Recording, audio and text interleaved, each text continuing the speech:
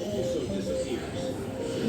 And after news of two similar sightings nearly 100 miles apart hits the local news, hundreds of reports about a terrifying creature with wings and glowing red eyes come pouring in from across the region.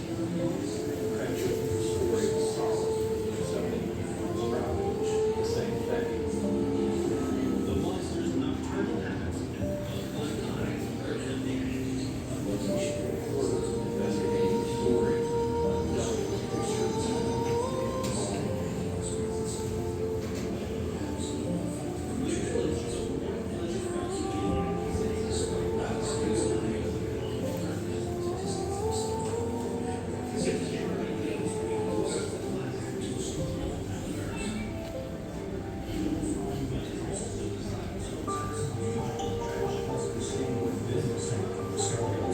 In the Mothman Chronicles, it talks about how his life became intertwined with the people of the Ohio Valley, especially in Fort Pleasant.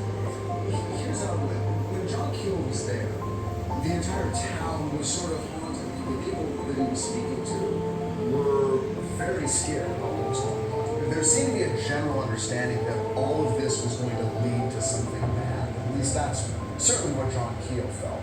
He had proposed some ideas for other books that never came about. He seemed to kind of move away from it. I remember hearing people that interviewed him, they want to talk about the Mothman. He would change the subject. He would want to talk about something else. Because he was solving his own mystery, and he really wanted an answer.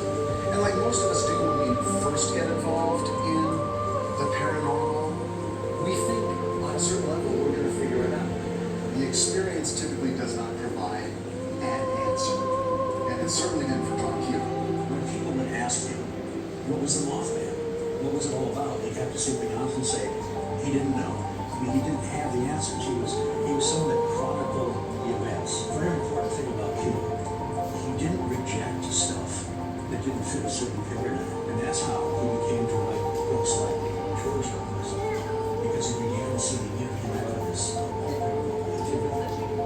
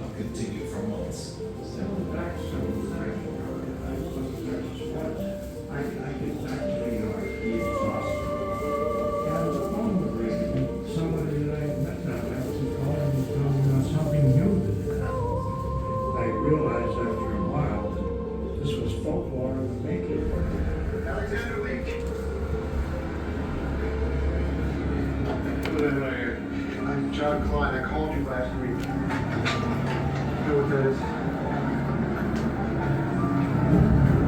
I'm sorry, but I'm already late.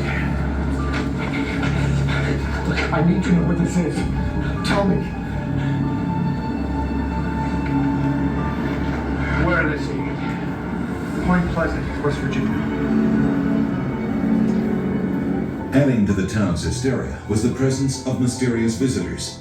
Strange men dressed in black who didn't want the truth to be told. And he said, we don't want to hear any more about this, and he left. And so after he had said what he did, we didn't say any more about it. A local newspaper columnist named Mary Heyer was helping John Keel with his investigations.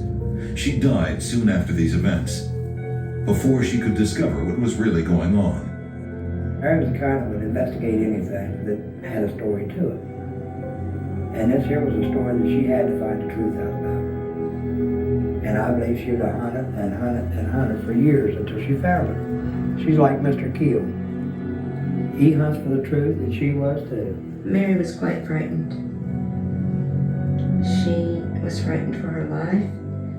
She said these men had visited her quite a bit, and she said these men in black had olive complexion, and she noted one thing that I always thought was very strange. She said they didn't blink their eyes, and they would ask her questions about Over 90 miles away in Salem, West Virginia, a man named Newell Partridge has an unsettling experience. He was watching TV. All of a sudden, the TV started making a very high-pitched noise. As he looked out the back window, he saw the huge sky as red lights. This strange apparition also disappears. And after news of two similar sightings nearly 100 miles apart in the local news, hundreds of reports about a terrifying creature with wings and glowing red eyes come pouring in from across the region. That look at the story is solid, but then suddenly people were describing the same thing. The monster's nocturnal habits, black eyes, earned a nickname. Investigating the story of this creature, Mothman. The village of Pleasent, West Virginia, sits at the confluence of the Ohio and Kanawha rivers.